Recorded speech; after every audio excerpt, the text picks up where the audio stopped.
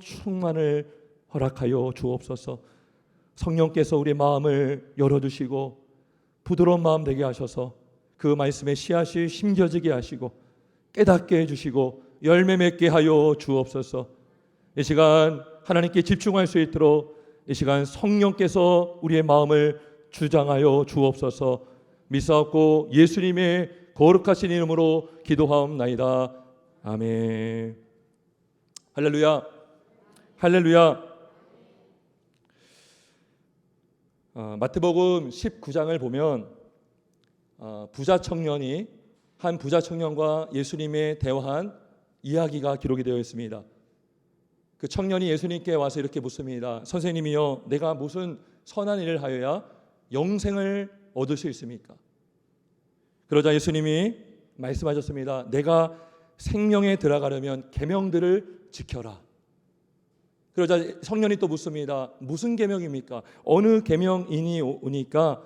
라고 했을 때 우리 예수님께서 10계명, 5계명에서 9계명까지 아니 그 전체를 요약해 주고 있습니다. 살인하지 말라, 간음하지 말라, 도둑질하지 말라, 거짓 증언하지 말라, 내 부모를 공경하라, 내 이웃을 내 자신과 같이 사랑하라 하신 것이니라. 이 5계명에서 10계명까지의 요약이 바로 내 이웃을 내 자신과 같이 사랑하라. 이러한 말씀을 주셨을 때에 청년의 반응이 어땠습니까? 너무나 당당하게 이렇게 말했습니다. 이 모든 것을 내가 지키었사온데 아직도 무엇이 부족하니까? 내가 다 지켰다라는 것입니다. 다른 복음서에 보면 어려서부터 지켰사온데 라고 기록하고 있습니다. 여러분, 우리도 어쩌면 이 부자 청년처럼 스스로 계명을 잘 지키며 살고 있다라고 생각할 수 있습니다. 특별히 모태신자라면 교회를 한 번도 떠나본 적이 없습니다. 주일도 잘 지켜왔습니다. 예배도 잘 드립니다. 부모에게 효도도 한다라고 생각합니다. 남을 살인한 적도 없습니다. 바람을 피워본 적도 없습니다. 남의 물건을 훔쳐본 적도 없어요. 그리고 거짓 증거해서 남의 그 명예를 훼손시켜 본 적도 없습니다. 하지만 우리가 이렇게 겉으로 드러나게 어떠한 계명을 지키는 것 같다 할지라도 우리가 이 마지막 10계명 중에 마지막 10번째 계명을 피할 자가 없습니다. 그 10계명이 무엇입니까? 바로 내 이웃의 집을 탐내지 말라. 내 이웃의 아내나 그의 남종이나 여종이나 그의 소나 그의 낙이나 무릇 내 이웃의 소유를 탐내지 말라. 나는 이 계명 앞에 자유로울 자는 없을 것입니다. 그 누구도. 앞서 말한 부자 청년도 결국 이 마지막 10번째 계명을 피해 갈 수가 없었던 것입니다. 그가 어려서부터 계명을 잘 지켰다라고 자부했습니다. 하지만 그는 여전히 재물을 주인으로 삼고 있음을 주님이 깨닫게 하셨습니다. 내가 가진 것을 가난한 자에게 나눠주라 라고 했을 때 그는 근심하여 그 자리를 떠났다라고 기록하고 있습니다. 그는 이웃을 사랑했다고 했지만, 남을 도와줬다고 했지만 그는 형식적으로 실천해 왔음을 깨닫게 하신 것입니다. 그의 진정한 주인은 재물이었습니다. 그는 1계명도 지키지 못했고 더 나아가 이웃 사랑도 실천하지를 못했던 것입니다. 여러분, 우리는 어떻습니까? 어떤 분은 이런 생각할 수 있습니다. 남의 것을 탐하는 것이 왜 죄인가? 부러워할 수도 있지 않은가? 남의 것을 훔치지만 않으면 되지 않은가? 남의 것을 가지고 싶은 마음을 갖는 것 자유가 아닌가? 생각은 자유라고 하는데 생각하는 것도 안 되는가라고 생각할 수 있을지도 모르겠습니다. 물론 그런 마음 가질 수도 있습니다. 부러워할 수도 있습니다. 근데 10계명의 핵심은 무엇입니까? 10계명에서 금하는 핵심이 무엇입니까? 그건 바로 이웃의 소유를 탐내는 것입니다. 이웃의 소유라면 이웃의 것이지 내 것이 아닙니다. 따라서 내가 가질 수 없는 것을 탐하는 것이 탐심인 것입니다. 내가 이미 갖고 있는데 욕심이 나서 다른 사람의 것까지 갖고 싶은 욕망인 것입니다. 정욕인 것입니다. 이러한 탐심에서 무엇이 생겨납니까? 바로 시기심이 생깁니다. 질투심이 생깁니다. 그것이 결국 도둑질하게 만드는 것입니다. 따라서 성경은 탐심은 죄다라고 말씀합니다. 로마서 7장 7절은 말씀합니다. 율법으로 말미암지 않고는 내가 죄를 알지 못하였으니 곧 율법이 탐내지 말라 하지 아니하였더라면 내가 탐심을 알지 못하였으리라. 탐심이 죄라고 했기 때문에, 성경에서 탐하지 말라고 했기 때문에 탐하는 것이 죄라는 것을 율법이 깨닫게 해준다는 것이죠. 우리가 율법을 통해서 내가 죄인임을 알게 된다는 것입니다. 여러분, 그렇다면 왜 탐심하는 것이 죄가 되겠습니까? 여러분, 크게 세 가지 이유를 들 수가 있습니다. 탐심이 죄가 되는 이유, 세 가지 이유가 있습니다. 첫 번째는 탐심은 하나님을 신뢰하지 않음에서 비롯된 것이기 때문입니다. 다시 말하면 탐심은 하나님을 불신함의 표현인 것입니다. 내가 탐심을 갖고 있다, 하나님을 불신하고 있다는 것을 드러내 주는 것입니다. 무엇을 특별히 불신합니까? 하나님의 섭리를 부정하는 것입니다. 하나님의 섭리가 무엇입니까? 우리를 지으시고 우리에게 생명을 주실 뿐만 아니라 우리를 먹이시고 입히시고 우리를 돌보시고 다스려 주신다라는 것이 섭리가 아닙니까? 근데 그 섭리를 부정하면서 불신하면서 탐심이 나오는 것입니다. 성경에서 섭리를 가장 잘 보여주는 구절이 마태복음 10장 29절의 말씀입니다. 참새 2마리가 한 아사리온에 팔리지 않으냐. 그러나 너희 아버지께서 허락하지 아니하시면 그 하나도 땅에 떨어지지 아니하리라. 하나님께서 참새 한 마리도 돌봐주신다는 거예요. 하늘에 나는 새도 하나님이 허락하지 않으면 떨어질 수 없다라고 말씀하고 있는 것입니다. 하나님께서 그 작은 미물도 돌봐주시고 하나님의 뜻이 없으면 떨어질 수 없음에도 없다면 하물며 하나님의 형상대로 지음받고 더 나아가서 예수님의 피값으로 구원하신 자녀들은 더하지 않겠느냐, 더 돌봐주지 않겠느냐라는 말씀을 주신 것입니다. 그래서 우리가 하나님의 섭리를 믿는다는 것은 모든 상황 속에서 모든 나의 형편을 하나님이 아시고 돌봐주시고 합력하여 선을 이루심을 믿는 것. 내가 지금 부족한 현실이라 할지라도 하나님의 때에 하나님이 일으켜줄 수 있다라는 그 믿음, 그리고 내가 고난당한 그 가운데에 하나님이 나를 낮추시고 있구나, 내가 교만했구나, 모든 상황을 하나님 중심으로 해석하고 우리가 이해할 수 있게 하는 것, 이게 뭡니까? 하나님의 섭리에 대한 신앙인 것입니다. 내가 지금 넘어져 있고 내가 정말 고난당하고 있지만 하나님이 아시고 있다라는 것이죠. 하나님이 합력하여 선을 이루실 거야라는 믿음을 가질 수 있는 것입니다. 그런데 우리가 이러한 믿음이 없다는 것은 우리 안에 하나님을 신뢰하지 못하며 하나님을 신뢰하지 못할 때에 우리 마음속에 우리의 힘으로 무언가를 얻으려고 하는 욕심이 발동할 수 있는 것입니다. 그 욕심이 남의 것을 가지려고 하는 탐심으로 번지게 되고, 그리고 남의 것을 실제로 빼앗으려고 그러한 죄를 범할 수가 있는 것입니다. 문제는 우리 안에 이러한 섭리를 부정할 때, 하나님을 불신할 때에 우리가 하나님께 감사할 수 없다는 것입니다. 하나님은 불공평하신 분이야. 왜 나는 이런 데서 살게 하시지? 왜 나는 이렇게 지음받았지라는 하나님의 창조를 부정하고 하나님의 솜씨를 부정하고 하나님의 돌보심을 부정하는 생각을 갖게 되는 것입니다. 따라서 탐심은 하나님을 불신하는 표현인 것입니다. 여러분, 이러한 불신을 누가 심어줍니까? 여러분, 바로 사단 마귀가 심어줍니다.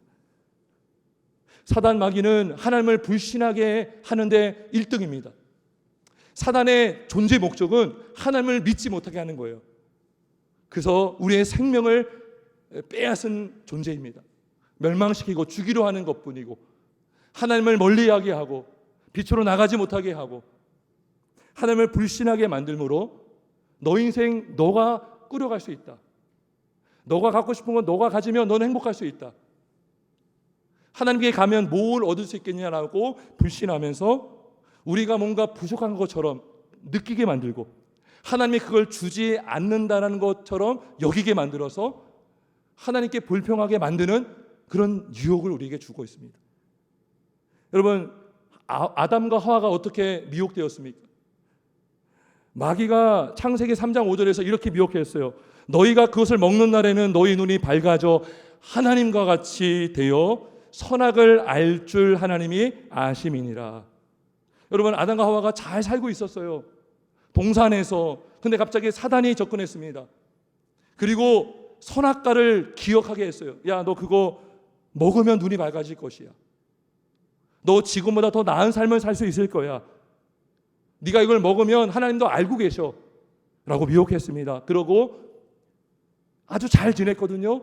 근데 그 미혹을 받고 선악과를 보았더니 어떻게 6절에 뭐라고 기억합니까? 그 여자가 그 나무를 본즉 먹음직도 하고 보암직도 하고 지롭게 할 만큼 탐스럽기도 한 나무인지라. 여자가 그 열매를 따먹고 자기와 함께 있는 남편에게도 주매 그도 먹은지라. 여러분, 평소에는 그냥 지나갔던 나무였는데요, 사단이 미혹하고 나서 다시 보니까 정말 탐스러워 보이는 거예요.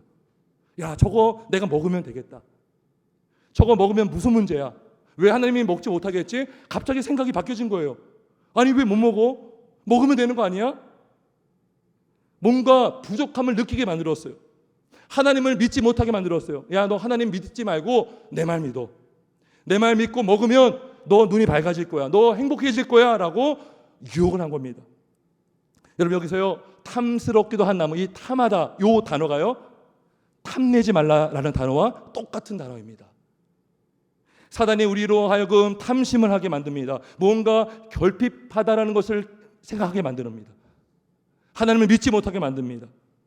하나님의 보이지 않는 말씀보다 보이는 무엇에 집중하게 만듭니다.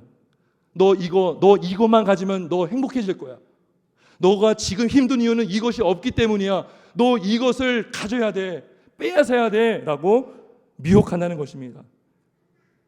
결국 하나님의 존재를 부정하게 만들고 하나님의 아버지 되심을 믿지 못하게 만들고 하나님의 공급하심을 믿지 못하게 하는 것입니다. 따라서 탐심은 하나님을 불신함에서 비롯되는 것입니다. 따라서 탐심은 죄가 되는 것입니다. 왜요? 하나님을 믿지 않기 때문인 것입니다. 둘째로, 탐심은 하나님께 감사하지 않는 마음에서 비롯되는 것입니다. 성경은 수도 없이 감사하라, 감사하라, 감사하라 많은 명령이 나옵니다. 여러분, 대표적으로 우리가 오늘 마침 또 교독문이 또 그 시편 136편을 우리가 교독했어요. 시편 136편을 보면 총 26절이 나옵니다. 근데요, 감사라는 명령이 26번 나와요. 무슨 말입니까? 매 절마다 여호와께 감사하라, 여호와께 감사하라, 감사하라, 감사하라. 그는 선하시며 그 인자하심이 영원함이로다. 이 반복이요 26번이나 나옵니다. 심지어 비천한 가운데서도 감사하라. 여러분, 감사하라는 뜻이 뭡니까? 감사가 뭡니까? 하나님께 감사라가 뭐예요? 하나님께 찬양하라, 하나님을 인정하라, 하나님께 경배하라라는 것입니다. 하나님이 행하신 모든 일을 인정하고 찬송하라. 우리가 한 것이 아니요, 우리가 한 것은 없고 하나님이 다 하셨습니다. 감사합니다. 주님을 찬송합니다. 여러분, 우리의 경배와 예배의 절정이 뭡니까? 감사입니다. 감사. 시편 50편 23절에 말씀합니다. 감사로 제사를 드리는 자가 나를 영화롭게 하나니. 감사로 제사, 이게 뭐예요? 감사가 예배라는 것입니다. 감사 예배하는 자가 하나님을 영화롭게 한다는 것입니다. 데살로니가전서 5장 18절에 범사에 감사하라. 이것이 그리스도 예수 안에 있는 너희를 향하신 하나님의 뜻이니라. 이 범사가 뭐예요? 모든 일입니다. 모든 일. 모든 일에 감사하라. 따라서 우리가 범사에 감사하면 우리가 범사에 모든 일에 예배하는 것이 되는 것입니다. 하지만 성경은 죄인의 특징을 어떻게 말합니까? 죄로 오염되고 타락한 죄인의 특징을 로마서 1장 21절은 이렇게 말씀합니다. 하나님을 알되 하나님을 영화롭게도 아니하며 감사하지도 아니하고 오히려 그 생각이 허망하여지며 미련한 마음이 어두워졌나니. 마음이 어두워졌어요. 주님을 향한 감사함도 없습니다. 감사한 마음도 없습니다. 하나님을 알되 영화롭게 하지 않습니다. 이 뭐예요? 고의적으로 그렇게 안 한다는 것이죠. 감사하지도 아니하고. 디모데후서 3장 2절은 말세의 특징을 이렇게 기록하고 있습니다. 사람들이 자기를 사랑하며 돈을 사랑하며 자랑하며 교만하며 비방하며 부모를 거역하며 감사하지 아니하며 거룩하지 아니하며. 이 말세가 마지막 날이 가까워지면 가까울수록 사람들은 어떻게 변해집니까?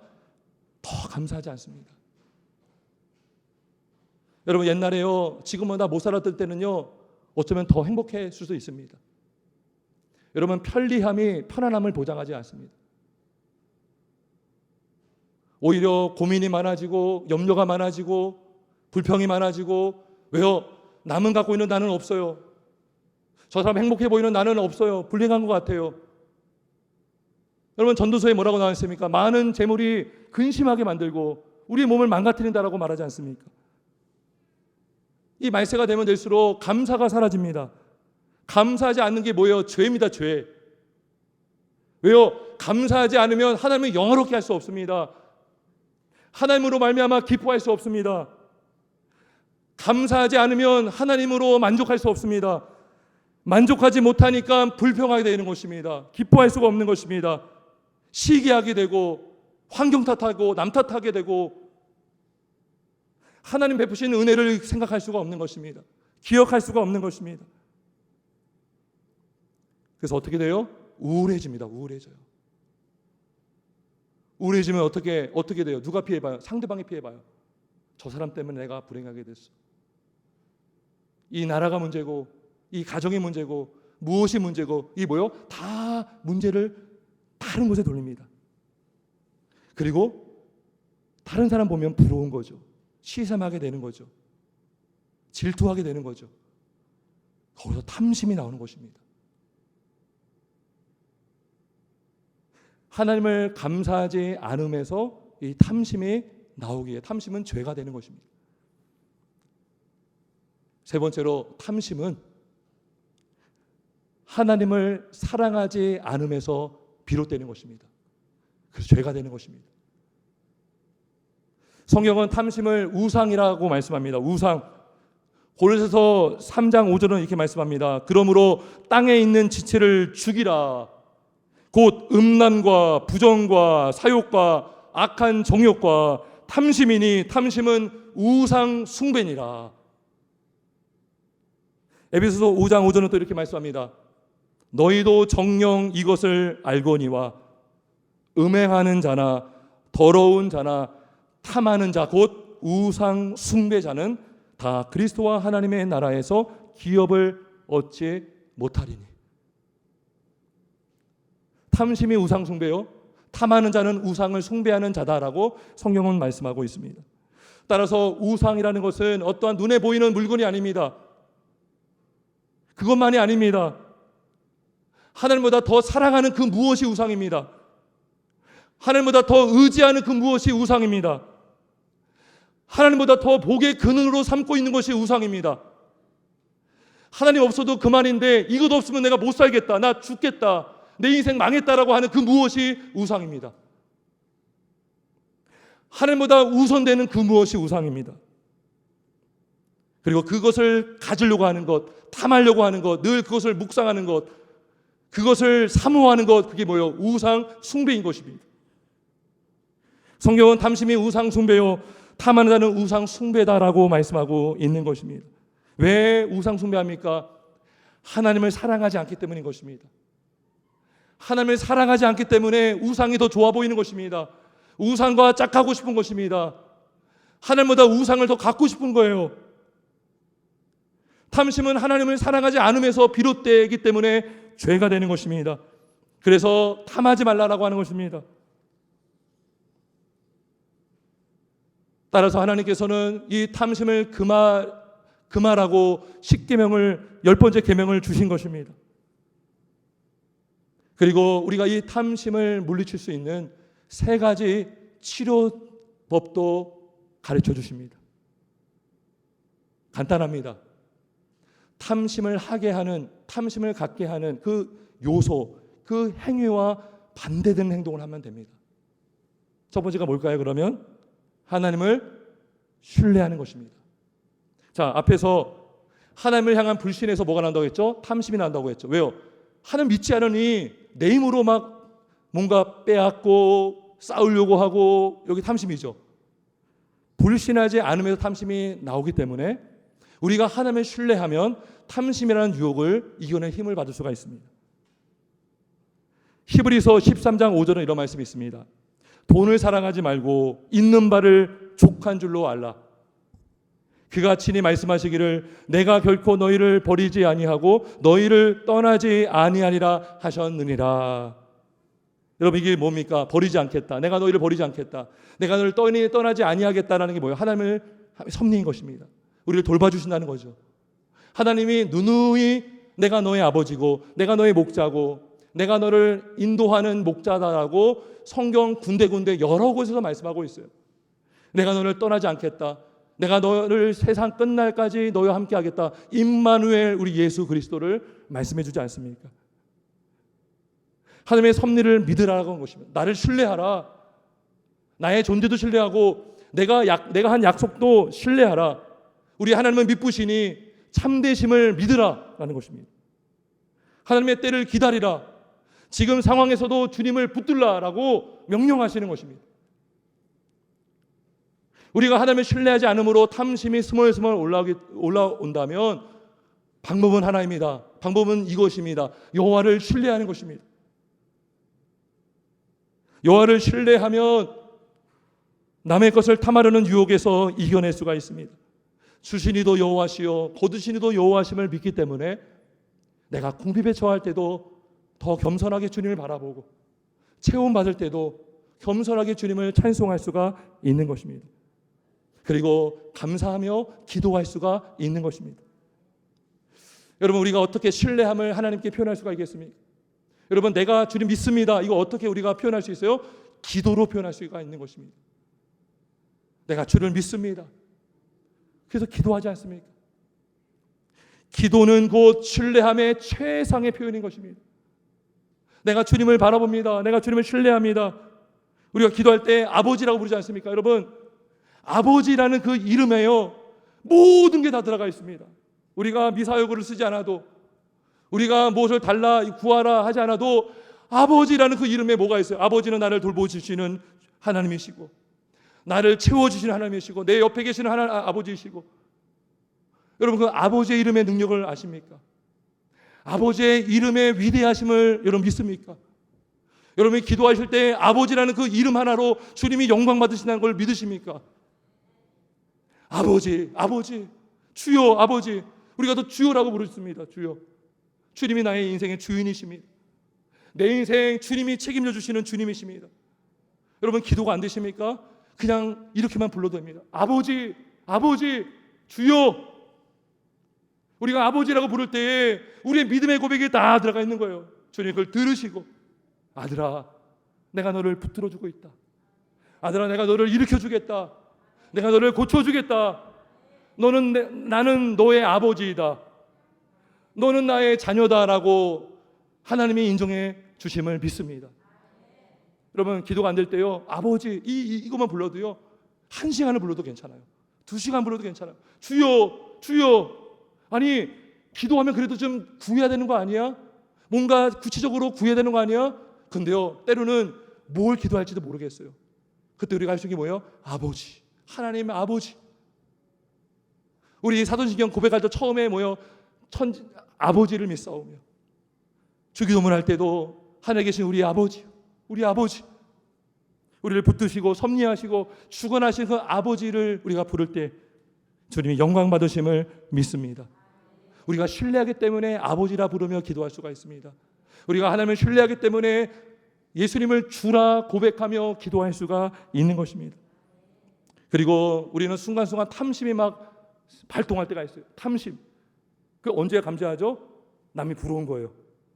질투가 나는 거예요.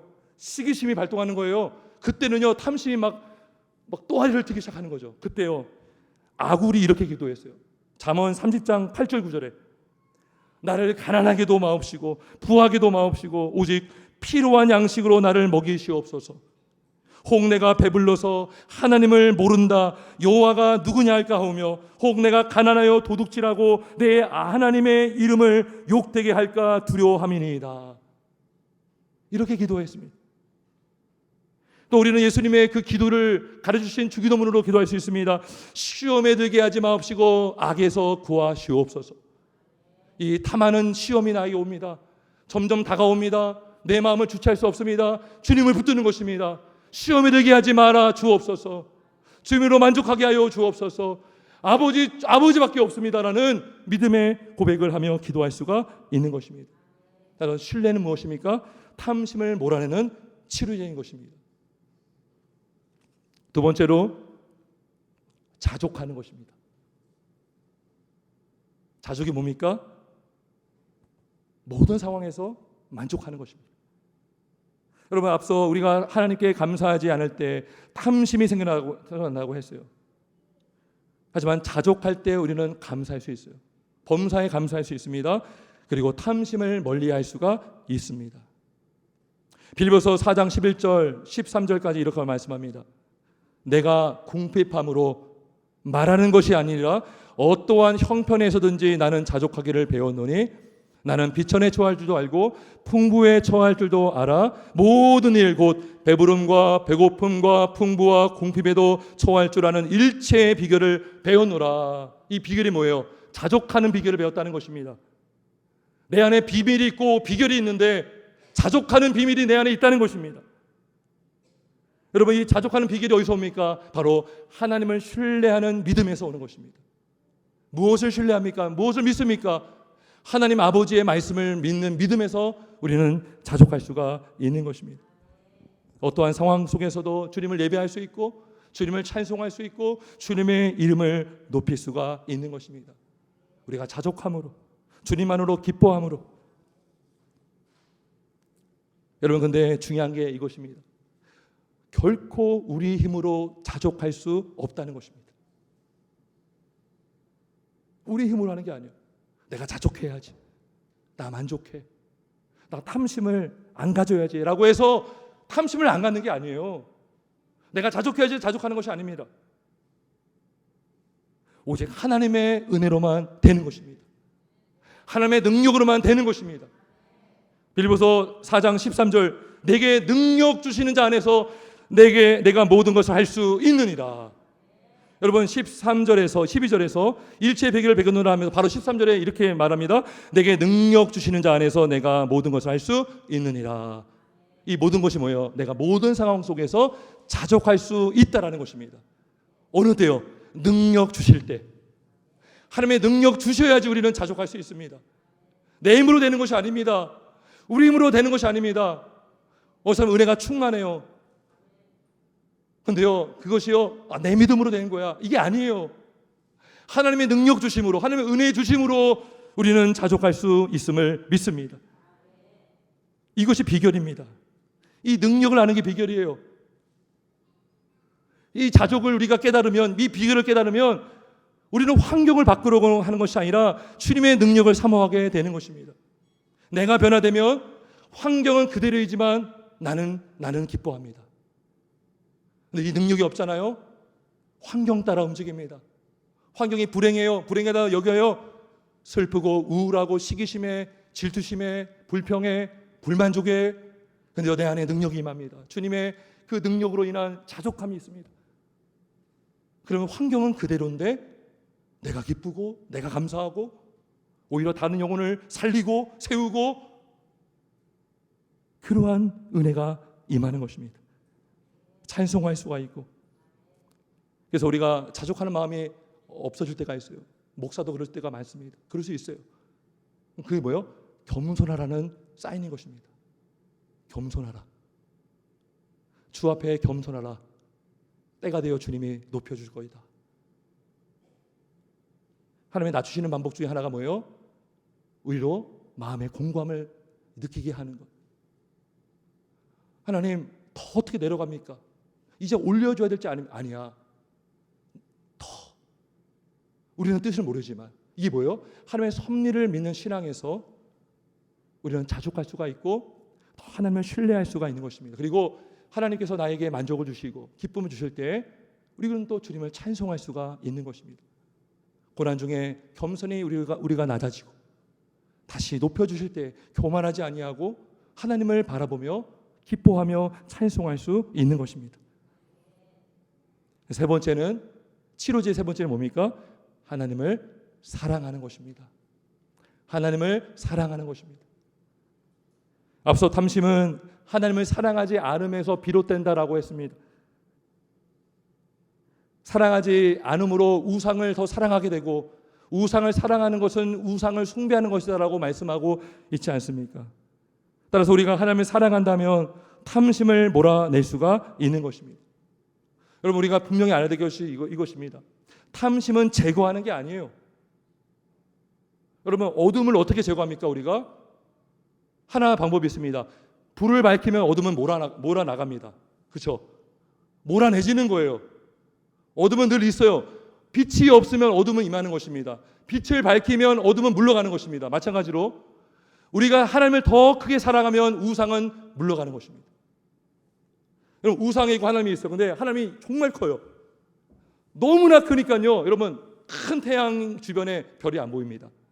낮에요. 하늘 보세요. 별 안 보입니다. 달 안 보여요. 왜요? 태양이 너무나 밝기 때문인 것이죠. 우리가 하나님의 그 크신 영광을 보면 여러분 우상은요 보이지가 않아요. 아주 가치가 없는 것으로 여겨지는 것입니다. 여러분 우리가 어떤 맛집에서 맛있는 음식을 먹어본 적이 있을 거예요. 그럼 비스무리한 음식은요 안 먹게 됩니다. 진짜를 맛보잖아요. 그러면요 그거 10개를 줘도요 싫어요. 짜잘한 거 10개, 100개 줘도요 싫어. 이 제대로 된 거 하나만 있으면 돼요. 그게 누구예요? 우리 하나님이십니다. 우리 하나님 우리의 전부가 되십니다. 우리의 모두가 되십니다. 우리가 참으로 진정한 사랑의 대상을 만나잖아요. 가짜 사랑의 대상은 다 걸러지는 것입니다. 야, 너 가짜였구나. 저리 가. 내가 너한테 속은 인생을 살았구나. 저리 가. 라고 우리는 몰아낼 수가 있는 것입니다. 우리 안에 주님의 사랑이 커지면 그 우상을 탐하는 마음은 자리를 잡을 수가 없습니다. 물론 조금 가질 수 있겠지만 힘을 발휘하지를 못하는 것입니다. 여러분들 이러한 사랑도 우리의 힘으로 할 수가 없습니다. 우리가 하나님을 어떻게 사랑할 수 있죠? 하나님이 먼저 우리를 사랑하셨기 때문입니다. 그리고 지금도 우리를 더 우리가 사랑한 것보다 더 많이 더 크게 사랑하고 계시기 때문입니다. 로마서 5장에 우리가 아직 죄인 되었을 때에 우리가 경건하지 않을 때에 우리를 구원하여 주셨습니다. 우리가 아직 원수 되었을 때에 죄인을 위하여 그리스도께서 십자가 달려 죽으셨습니다. 우리가 결코 착각해서는 안 되는 것은 내가 의로우니까 구원받았지. 내가 그래도 이렇게 사니까 내가 복을 받고 있는 거지. 내가 이렇게 정직하고 내가 도덕적이니까 하나님이 나를 인정해 주는 거지 라고 생각하면 안 되는 것입니다. 우리는 죄인 중에 괴수요. 우리는 멸망을 받아 마땅할 죄인인 것입니다. 그럼에도 불구하고 예수님이 이 땅에 오셨고 예수님이 우리와 위하여 피를 흘려 죽으신 것입니다. 심지어 십자가 달려고 죽으시는 마지막 순간까지 기도하셨어요. 아버지 저들을 사하여 주옵소서. 저들이 하는 죄를 알지 못합니다라고 기도하셨습니다. 그리고 운명하셨습니다. 그리고 그 기도의 응답은 오순절 성령 강림 때 이루어졌습니다. 예수님을 핍박했던 못을 박았던 유대인들이요 예수를 믿고 회심하였습니다. 그리고 예루살렘 교회가 탄생을 하였습니다. 세례받은 수가 몇천 명이나 될 정도로 누구의 응답입니까? 누구의 기도의 응답입니까? 바로 우리 주 예수 그리스도의 응답이심을 믿습니다. 주님의 사랑하시기 때문에 우리가 사랑할 수가 있는 것입니다. 하나님은 우리를 너무나 사랑하십니다. 우리와 함께 하시기를 원하십니다. 여러분 하나님은 우리만을 생각하는데 우리는 마음에 다른 데가 있어요. 이 말이 돼요? 안 돼요? 부부가 같이 사는데 같이 밥도 먹는데 마음은 다른 남자, 다른 여자인데 가 있어요. 우리가 주님과 세례로 연합되었다. 연합된 몸을 그리스도의 옷 입었다라고 말씀하고 있지 않습니까? 우리가 주님과 연합된 신부인데 우리 마음에는 자꾸 우상이 있어요. 우리 우상이 자리 잡고 있어요. 근데 우리가 정말 주님을 사랑하면, 주님의 사랑을 깨달으면 오직 주님을 경외할 수 있고, 또 그냥 사랑하는 것이 아니라 우리 마음과 뜻과 정성을 다하여 주님을 사랑할 수 있음을 믿습니다. 정말 그렇게 사랑할 수 있습니다. 시편 73편 25절은 이렇게 말씀합니다. 하늘에서는 주 외에 누가 내게 있으리요, 땅에서는 주밖에 내가 사모할 리 없나이다. 주밖에는 누구밖에 없어요? 내가 사모할 자 누구밖에 없어요? 우리 주님밖에 없는 것입니다. 말씀을 준비하면서 요 시편 73편 25절의 말씀이 자꾸 묵상이 되더라고요. 기도할 때도, 하늘을 바라보면서도, 눈을 감고서도, 그렇지, 땅에서는 내가 사모할 리 주님밖에 없지. 주님이 나의 구주이시지, 하나님이 나의 아버지이시지. 이러한 고백이 저와 여러분의 고백이 되길 주의 이름으로 축원합니다. 말씀을 정리하겠습니다. 우리가 지난 몇 주간 십계명을 함께 나누었습니다. 10번째 계명은요, 모든 계명을 포괄하는 중요한 계명입니다. 마지막 10번째 계명을 제대로 지키지 않으면 우리는 다 외식하는 자가 될 겁니다. 주일 잘 지킬 수 있어요. 남에게 구제할 수 있어요.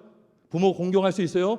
근데요, 마음 안에 탐심이 있다면 그 사랑은 외식인 것입니다. 이 외식을 부자 청년이 했던 거예요. 따라서 우리가 이 마지막 계명 앞에서 우리가 다시 한번 깨닫는 게 뭡니까? 우리가 죄인임을 깨닫는 것입니다. 우리가 어떤 마음으로 살고 있습니까? 어떤 마음으로 예배하고 어떤 마음으로 남을 도와주려고 하고 있습니까? 행동은 여기 있지만 내 마음 속에는 여전히 탐하는 마음으로 가득 채워지지 않습니까? 우리는 정말 이러한 죄를 많이 짓고 있지 않습니까? 이 십계명 앞에서 우리의 마음의 동기를 알게 되고, 우리의 죄인됨을 알게 되고, 우리 뿌리 깊이 뿌리 내린 그 죄악됨을 이 말씀을 통해서 폭로해 주는 것입니다. 따라서 우리는 구원받은 신자라도 우리는 늘 주님의 은혜가 필요합니다. 선줄로 생각할 수 없습니다. 늘 겸손하게, 낮추실 때 더 겸손해지고, 높여주실 때 교만한 것이 아니라 더 주님을 찬송하고 주님만 영광 받으시기를 기뻐하고, 우리는 주님을 붙잡을 수밖에 없어요. 모든 것이 하나님의 하심을 우리가 인정하고, 우리가 경외하고 찬송할 때, 그리고 우리가 만족할 때, 자족할 때, 우리가 감사로 제사하고 감사로 예배할 때 주님이 영광 받으심을 믿습니다. 세 가지, 하나님을 신뢰하고, 또 우리가 자족하고, 하나님을 감사함으로 자족하고, 그리고 하나님을 더 사랑함으로 우리가 탐심이 아닌 오직 주님을 사모하는 복된 인생 될 수 있길 주님의 이름으로 축원합니다. 함께 기도하겠습니다.